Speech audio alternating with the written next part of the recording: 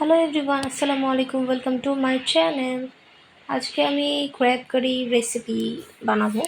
এটার জন্য আমি ক্র্যাবগুলো ভালো মতো ওয়াশ করে নিলাম। তারপর একটা ফ্রাই প্যানে ভালো মতো তেল দিয়ে গরম করে নিলাম। গরম করে ওটার ভিতরে রসুন কুচি দিয়ে দিলাম। তারপরে দিয়ে দিলাম পেঁয়াজ কুচি দিয়ে ভালো করে একটু ব্রাউনিশ কালার যখন আসবে তখন এটার সাথে চিলি ইউজ করব। মেন কথা হচ্ছে আজকে আমার রেসিপিটা অনেক ঝাল ঝাল হবে। ক্র্যাব কারিটা যদি ঝাল না হয় ভালো লাগে না, তাই আর আমি এভাবে পার্সোনালি আমি ঝাল খেতে অনেক পছন্দ করি, তাই ঝাল আর কি ক্র্যাব কারি বানাবো।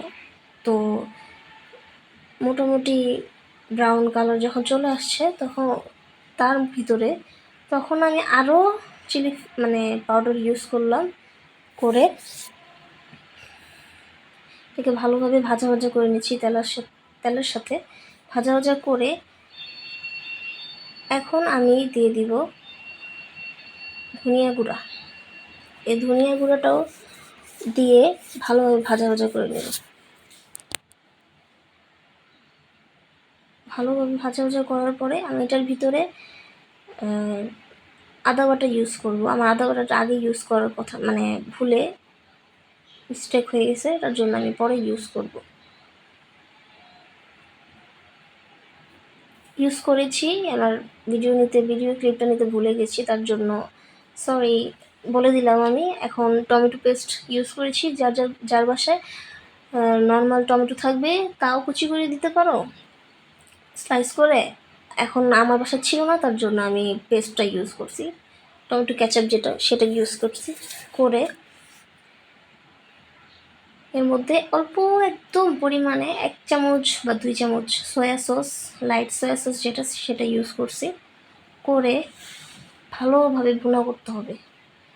একদম যখন ভালোভাবে এটা কষানো হয় না, ওইরকমভাবে কষাতে হবে। কষায় তারপর যখন একটু তেলটা উপরে ভেসে আসবে তখন এটা আর কি এটার ভিতরে এইটা দিয়ে দিতে হবে, ক্র্যাবগুলো।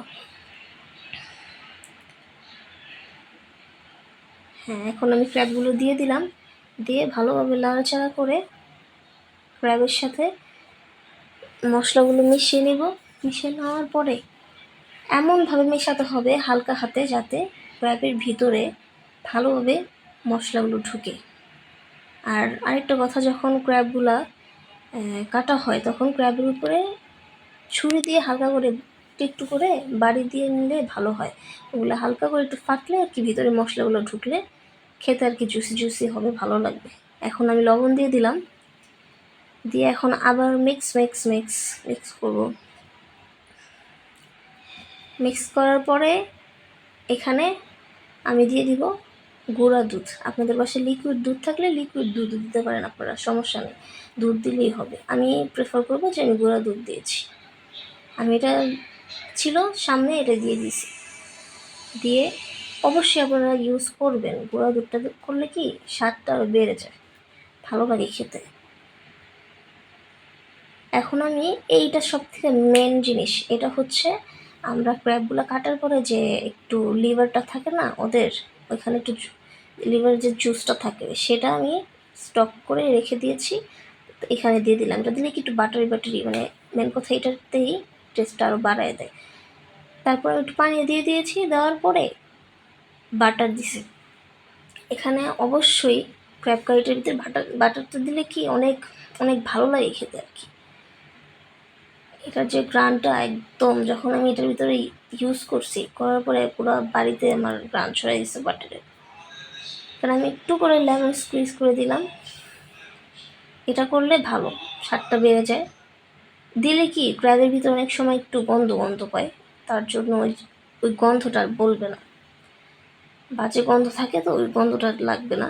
তারপর উপর দিয়ে আমি পুদিনা বা আপনাদের বাসায় যেটাই থাকে ধনিয়া পাতা কুচি দিয়ে দিলাম। দিয়ে দেওয়ার পরে আমার ক্র্যাবের কারির অবস্থা এরকম, এত সুন্দর একটা কালার আসছে, মাশাআল্লাহ। আমি ফার্স্ট টাইম এটা রান্না করছি। তারপরে এখন এটা হচ্ছে লাস্ট। তো আপনার বাসায় একবার হলে ট্রাই করবেন, That's for today. Bye bye.